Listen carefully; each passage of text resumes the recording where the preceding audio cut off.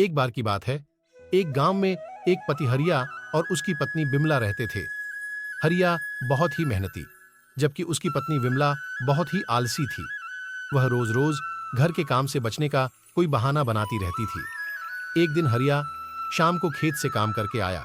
उस समय विमला खाट पर सो गई। जब हरिया ने का कारण पूछा तो उसने कहा कि मेरे पैरों में बहुत दर्द है, इसलिए मैं कॉल नहीं कर पा रही हूं। यह देखकर बेचारे हरिया ने शाम का खाना बनाया और अपनी पत्नी को भी खाने को दिया। अगले दिन भी विमला अपने पेट के दर्द का बहाना बनाकर खाट पर पड़ी रही। हरिया ने जाते समय विमला को कहा कि अगर तुम्हारे पेट का दर्द ठीक हो जाए तो तुम उठकर कुछ खाना रखा है, वह खा लेना। मैं शहर में धान के बीज लेने जा रहा हूं। विमला ने सोचा कि बहुत दिन से मुझे कुछ अच्छा खाने को नहीं मिला है, इसलिए आज तो मैं दम आलू की सब्जी बनाऊंगी। यह कहकर वह दम आलू की सब्जी बनाने लगी। रास्ते में हरिया जा ही रहा था तो उसको गांव का मुनीम मिला। हरिया ने मुनीम के पूछने पर बताया कि वह शहर में धान के बीज लेने जा रहा है।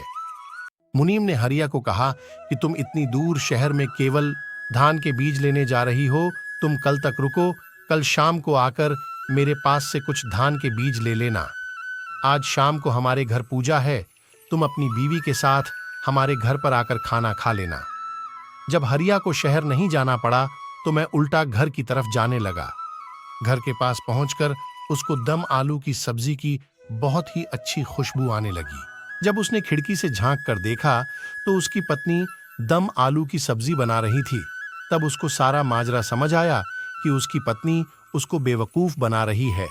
इसके बाद हरिया शाम को ही सीधा घर पर आया। वह मुनीम के घर से खाना खाकर आया था।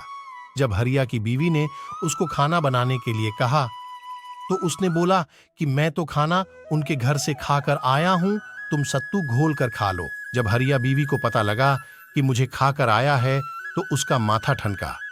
उसने सोचा कि इतना अच्छा खाने का मौका निकल गया। अगले दिन सुबह हरिया ने अपनी बीवी को सिखाने के लिए उसको नीम के पत्तों का रस पीने को दिया। उसने अपनी पत्नी को स्पीकर, तुम्हारे पैरों का पेट ठीक हो जाएगा। उसके मना करने पर भी उसने वह नीम के पत्तों का रस अपनी बीवी को पिला दिया। उसने अपनी पत्नी के खाने के लिए लौकी की सब्जी बनाकर रख दी और कहा कि जब भी भूख लगे तब उठकर खा लेना। उसकी पत्नी को लौकी की सब्जी बिल्कुल अच्छी नहीं लगती, इसलिए उसने वह सब्जी फेंक दी।